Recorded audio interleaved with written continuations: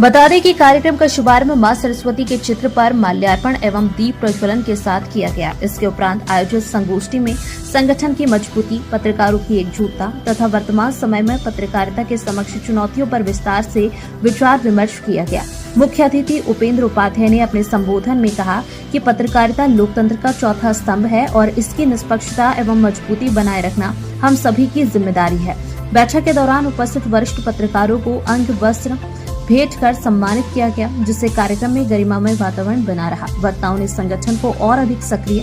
एवं सशक्त बनाने पर बल दिया तथा सभी सदस्यों से मिलकर कार्य करने की अपील की। एकत्र हो, एक के रूप में हो, संघ के रूप में होकर के कार्य करें, बेबाक पत्रकारिता करें, निर्भीक पत्रकारिता करें, क्योंकि पत्रकारों को डराने वाले बहुत मिलते हैं, धमकाने वाले बहुत मिलते हैं, उनका उत्पीड़न भी किया जाता है, चाहे वो शासन द्वारा हो, चाहे प्रशासन द्वारा हो या पब्लिक द्वारा हो, उनका उत्पीड़न भी किया जाता है। मैं आज इस मंच से,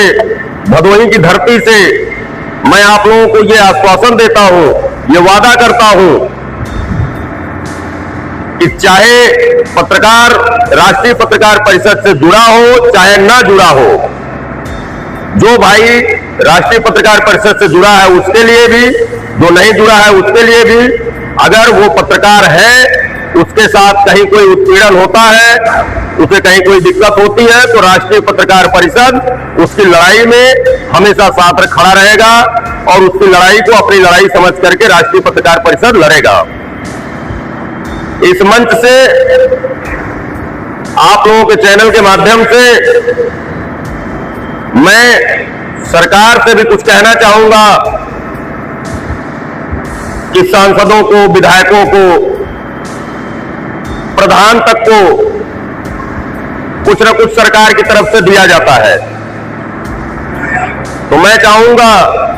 कि सरकार पत्रकारों की तरफ भी अपना ध्यान आकर्षित करे, सिर्फ उनसे अपने बारे में अच्छी अच्छी बातें लिखवाने का प्रयास ना करें, उनके बारे में भी कुछ अच्छा सोचने का प्रयास करें, उन्हें भी कुछ देने का प्रयास करें, क्योंकि पत्रकार सुबह से शाम तक चलता है, जो भ्रष्टाचार होते हैं उसको भी दिखाता है, गरीबों की, दलितों की लड़ाई लड़ता है, सबके लिए लड़ता है पत्रकार, लेकिन आज पत्रकारों के लिए लड़ने वाला कोई नहीं है। मैं चाहूंगा कि आप सभी लोग एक साथ होकर के, एकजुट होकर के, मैं ये नहीं कहता कि राष्ट्रीय पत्रकार परिषद के साथ ही जुड़िए आप, बस मैं ये चाहता हूं कि सभी लोग एक साथ एकजुट होकर के एक मंच पे खड़े हो,